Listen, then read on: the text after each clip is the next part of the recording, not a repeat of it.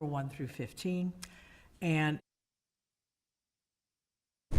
in the amount of $428,223.20 for August of 2018, for total expenditures of $574,855.99. Do I have a motion to approve? So moved. So moved by Mr. Dewart, and a second. Second. Second Mr. Meyer. by Mr. Meyer. Or Thank you. Wait a All minute, right. did Dewart actually move? I couldn't hear. He did. He did. He did. Okay. Yeah. This microphone's put me off. Okay. Did I move? All righty. Any questions for our finance director? Any comments? Okay, hearing none, that's a roll call. Trustee Ankman? Aye. Trustee Dewart? Aye. Trustee Lemieux? Aye. Trustee Meyer? Aye. Trustee Toll? Aye. All right, I believe we have the village administrative report. Thank you. I have a couple things actually not on the agenda tonight, but I wanted to bring, have Jeff Hansen, the village engineer, come up and do a couple of brief reports. One is on the Moffett Road culvert reconstruction project, and the second is during the Labor Day holiday on Monday, we experienced a rain event that I want Jeff to kind of talk about in light of the ongoing studies that we have. If you would, Jeff, please. Sorry, hang on one second. All right, Glenn, I failed. I told you I might.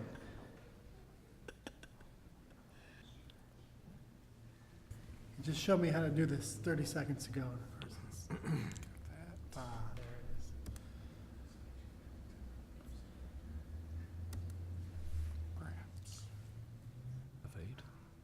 All right, well, we'll start with Labor Day. We had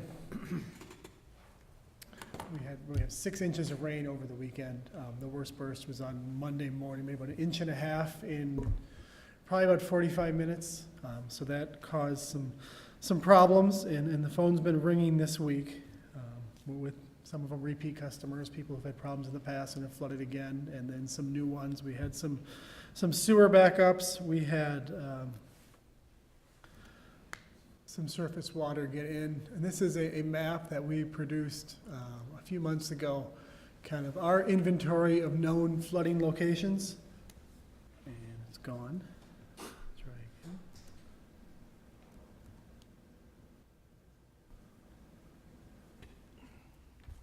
So we had, in particular, some issues in the East Terrace on this line. There's a dip in the road and 3 roads in a row, and then it fills up one street, tips between some yards, goes down to the next street, and it keeps working its way east. So I know that we had some people catching water here. That's stuff we knew would happen in a storm like this. These quick hitting hard storms hit kind of different areas than the more drawn out ones. So we had lots of street closures there. We had Evanston up here. I think the street closed here. On Monday, we had Green Bay Road issues up and down Green Bay Road on Monday as well. And of course, the viaduct had, how many feet of water we have in there? Maybe 4? Oh, it's probably more than that. It's up to the top rail. Oh, okay. So the viaduct flooded and was closed for, I believe, about 7 hours, which, and looking at the data, it was probably between a 5 and a 10-year storm. That's about what we expect for the viaduct. So it has kind of confirmed some of the information we thought we knew with our previous studies. And if you go back to, what this map is supposed to show, our village standard, what we'd like to achieve would be to keep the streets passable during a 10-year storm and keep water out of people's houses during the 100-year storm. When I say water out of their houses, I'm talking about surface water going in. We do have sanitary backups that happen. Jake's guys were out there quite a bit on Monday looking for people were calling saying that things were backing up. I don't think we had any of our lines that showed to be plugged. Some of them were just overtaxed. Sometimes there can be issues in people's laterals. It's hard to tell for certain how it happened after the fact, because sometimes they clog, will push through, and it's gone. We're sorting through that, kind of just collecting information from people yet, talking to a lot of residents about the problems they had on Monday. Jeff, before you leave this map, one of the questions we talked about is, and I know you're still sorting through that and still getting phone calls, but the idea, did we find out anything new in terms of flooding areas, or was the inventory complete? No, I think we have our map is pretty well covered most of or all of the flooded areas that we found on Monday. This was kind of produced in last July's storm with a lot of those areas, so it covers most of the village and most of the problems we have. So no real surprises, you expected? Some of them were a little surprising just because, I mean, it was a significant storm, but it wasn't last July. And we still had, a lot of water and a lot of street closures. And especially, Green Bay Road, we haven't had to close too much in the past. And as I understand it, and I wasn't here on that day, on Labor Day, but people were having issues with, and this is one thing we knew about with a couple of the houses where it puddles in Green Bay Road. People go by at 20 miles an hour and it just makes a wake, like a boat went through, and it starts washing water down sidewalks. There's a couple of lower level basements and they take water that way. So they had Green Bay Road closed, trying to divert traffic around kind of to avoid that. And there was a depth of flooding on Green Bay, so. There was a lot of surface water at about Green Bay and Prospect, which was, or the next street north of there, which is a little unusual. But Green Bay between Park and Hawthorne is not unusual, but north of there, about 2 blocks. You're talking the west side of Green Bay Road? But the whole road was, Some of that is just due to the very, poor pavement condition on Green Bay. no, As the road was deteriorated. pretty well Covered. covered. Mhm. Birkdale, sort of between Birkdale and Prospect. Okay, I'll have to go look Yeah. at that again, but And I don't think we- primarily, I would say on the east side of the road, it was a little deeper. I drove through that in the midst of all this. Yeah, I saw it as well. I kind of went in the middle of the street to get through. It was more on the edges on Green Bay, as it crowns down in Green Bay, yeah. So, yeah, like I said, I wasn't here that day, but mm. I don't recall other storms really closing Green Bay. with That this was the magnitude. first time I'd seen the Green Bay between Prospect and Birkdale in a long, long time. Green Bay is essentially our little continental divide here between the Lake Michigan Basin and the Skokie. So it's generally the high point. So when we do get the most intense rainfall, that's probably the first place it puddles. That doesn't get impacted by a long, steady rain, but when you have that quick burst, I'm sure Right. it piles up It overpowers the, immediately on Green Bay Road. Yeah. So we have those, and then, our current budget has quite a few stormwater projects on it. So we have budgeted in this current 2-year cycle, these are our current projects. All of these are in various stages at this point. Most of them started design. We're in permitting on the Lincoln Avenue project. Hopefully the state will permit that and we can go ahead and bid it and construct it. But that's in this year and the next year, we've got almost $1.5 million budgeted for stormwater projects.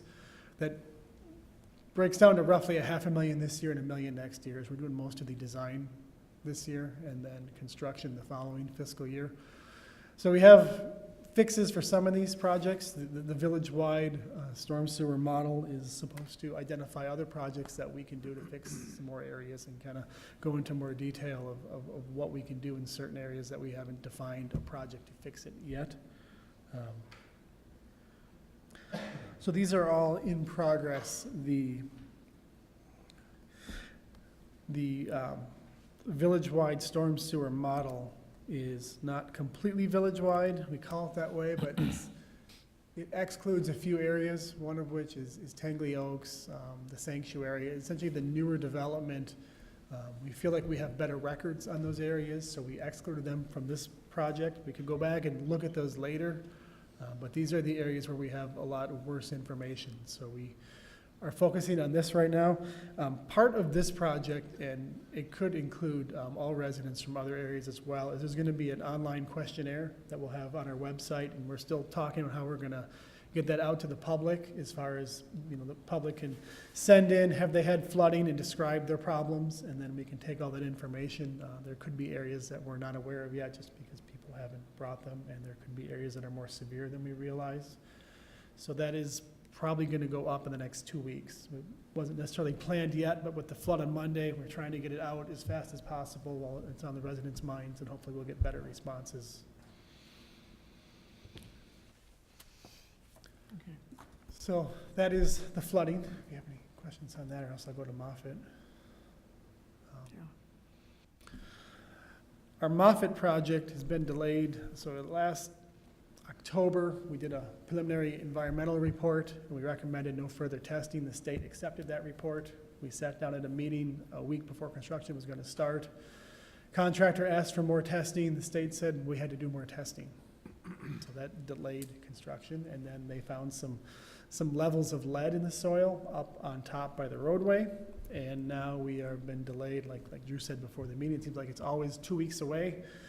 But now they are preparing handling and disposal plans, getting updated pricing on having disposed of this, this contaminated soil. So they are trying to line up their dump site. Our contractor is Berger Excavating, and they have told us as of Friday that it should be about 2 weeks, the week of the 24th. Should be the starting time when they get everything ready. They are supposed to put up a advanced warning sign as soon as they can, which will tell the public which day the road's gonna close. So we've been pushing on them to make sure that sign gets up as soon as possible. The normal time is 2 weeks, but it's gonna be a little less than 2 weeks. Hopefully that sign comes up this week so that everybody knows when the road's gonna close and can plan for it. Is the lead largely superficial, or is it permeated, or do we I have think any it idea? is. We talked to our consultant about this, and if they've had problems with this in the past, and their best idea was before we had unleaded fuel, the exhaust was settling. It's heavily wooded in that area, and it perhaps trees have held in exhaust and it's settled in the soil, and that could be the source of it. It is a landfill bridge near Witchwood, so the source of that material is not really known. It could have come from someplace that had something in it, but all of our other testing didn't show anything. So I tend to think it's just something in the air has been settling in that over the years, and I don't think the action level is very high on that. I mean, it's not like it's, you can't touch the soil, it's so contaminated, but it falls into that category now, and that has to be dealt with in that way per the federal requirements. And Jeff, you said down below in the ravine, it was fine. Yeah, that tested fine. It was just a spot up on the top. Any questions for Jeff? Just remind us how long the project's gonna take? There's Estimate. about a month of road closure with Moffett. So we had really wanted to start it before school started, so it'd be done within a couple of weeks of school, and now it's gonna be more impactful to the bus schedule, but it'll be probably It's been coordinated with near the the end school, of the bus September schedules, to yeah. near the end of October. Constantly updating that it's 2 weeks away. Okay. Any public safety impact? I know we've been down and prepped for this. and- Yeah, Chief Graff, and I don't know if Chief Belmonte, I know Chief Graff has updated his maps with their responding partners to make sure they know how to get in and out of town. We'll let you know, David, once we have an actual firm date, but, yeah, Moffett Yeah, will be closed. it's not like we haven't had a chance to prepare for this. Yes, And that's prepared. been And prepare. Chief Graff's question every meeting for about 3 months, and Yeah, it's always, Yeah. this keeps getting pushed back. Okay. Yeah. Thank you, Jeff, very much. Thank you. Okay, village attorney's report. No report, other than it's nice to see everyone. Thank It's you. nice to see you too, Andrew. thank you, Andrew. Okay, village president's report, actually do not have a report this week. We have acceptance of the correspondence. Do I have a motion to accept the correspondence? So moved. Okay. Mr. Lemieux. Mr. Lemieux, and second Mrs. by Mrs. Ankerman. Thank you very much. All righty, and that is correspondence delivered to Village Board of Trustees informational report on August 24th and 31st. Okay, all in favor? Aye. Thank you. We now have a resolution approving change order number 1 for the Village of Lake Bluff Boardroom Audio Visual Upgrade Project. In early June, AVI Systems completed installation of the boardrooms, a new audio-visual system, including new presentation video, broadcast video management, and installation sound. After gaining experience with the system over the last few months, staff has requested a change order from AVI Systems to address the following issues. The projector mount is bolted securely into the wall. However, the wall transmits more vibrations than are typical or expected, particularly when people are walking up and down the northeast stairwell. Due to the long distance between the projector and the screen, the effects of the slight wobble are amplified. ABI has quoted an anti-vibration adapter that fits between the mounting arm and the projector that will damp these vibrations. It's screen remote control. The original request for proposals contemplated that the motorized projection screen could be operated from the DAS. When on-site for installation, AVI was unable to locate a cable path that would not require significant drywall repair to the ceiling. The manual controls mounted on the wall are a workaround. AVI has proposed an alternative wireless device to enable this functionality. Miscellaneous. The change order includes the relocation and rewiring of one piece of equipment as well as programming changes to the mute functionality of the microphones. These changes will otherwise be within the village administrator's change order authority. AVI System proposes to complete this additional work for $3,638 pursuant to Section 8.8.3 of the village's purchasing policy and procedural manuals. The village board must approve change orders that collectively alter the original cost of a contract more than 5%. For the subject agreement of $46,947, the 5% limit is approximately $2,347. The change order exceeds this limit and therefore requires village board authorization to approve. Note that the village administrator has previously approved $449 in minor changes. The final amount, including work done by others, is still anticipated to be below the project budget of $65,000. Do I have a motion, please? So moved. So moved by Mr. Toll. Do I have a second? Second. Second by Mr. Dewart. Any comments or questions from members of the board? Roll call, please. Trustee Dewart. Aye. Trustee Lemieux. Aye. Trustee Meyer. Aye. Trustee Toll. Aye. Trustee Ingemann. Aye. All righty. And, Madam President, just so you know too, there was some concerns about, I think at our last board meeting, expressed by some of our viewers about the quality of Oh, this viewer right here, I couldn't, yes. another meeting, but we've straightened that out. Okay, So, that's good, because it sounded like they were talking through water. Yeah. Considering we had a brand-new system, it was very aggravating. Corrected, That so- has been corrected, excellent, Yes. thank you. An ordinance amending the Lake Bluff zoning regulations related to solar energy systems. At its regular meeting in August, the PCZBA held a public hearing to consider amendments to the Lake Bluff zoning ordinance that would relax standards applicable to building-mounted solar energy systems in residential areas. At the conclusion of the public hearing, the PCZBA recommended unanimously that the village board, by text amendment, one, allow building-mounted solar panels in all districts without a special use permit, remove the requirement that residential solar panels be reviewed by the Architectural Board of Review. For residential installations, add a height restriction and an optional referral for architectural review. Add protective language and an installer certification concerning glare for all installations. There is a pending special use application permit to operate a building-mounted solar energy system at 600 Arbor Drive that was also recommended unanimously by the PCZBA at its August meeting. If the subject test amendment is approved, the special use permit will no longer be required because the village's current solar panel regulations require site plan review by the Architectural Board of Review, whose next meeting is on September 11th. An ordinance issuing the special use permit will be provided for the board's first reading consideration at its September 10th meeting. The village board approved first reading of this ordinance at its August 27th meeting. Do I have a motion, please? So moved. So moved by Mr. Dewitt. Do I have a second? Mr. Meyer. Second by Mr. Meyer. Thank you. All righty. Questions? Anything about this? All in favor? Aye. Thank you very much. Okay, trustees report. Anyone have early words for tonight? All right, I'm going to, well, this is a fairly quick meeting. We're going to go into an executive session to consider the minutes of the August 27th meeting and review personnel. So moved. So moved, thank you, Mr. Meyer, and do I have a second? A second by Mr. Lemieux. Toll and Mr. Lemieux. No, it was Mr. Meyer and Mr. Lemieux. Mr. Meyer. My mistake. Thank you. See your hand. Okay, all in favor? Aye.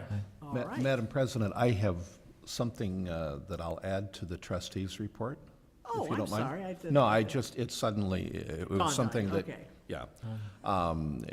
As many of our viewers and residents are aware, we do have the upcoming Quasqui Centennial, or the village's 125th birthday, which we will begin celebrating in early 2020.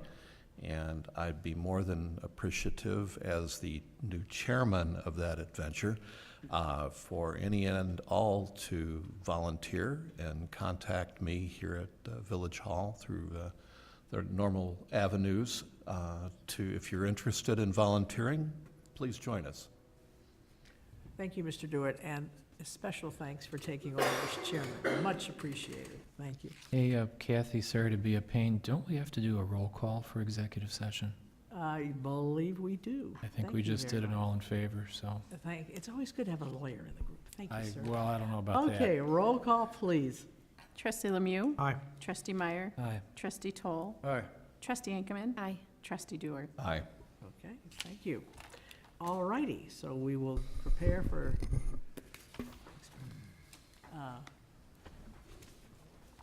executive session.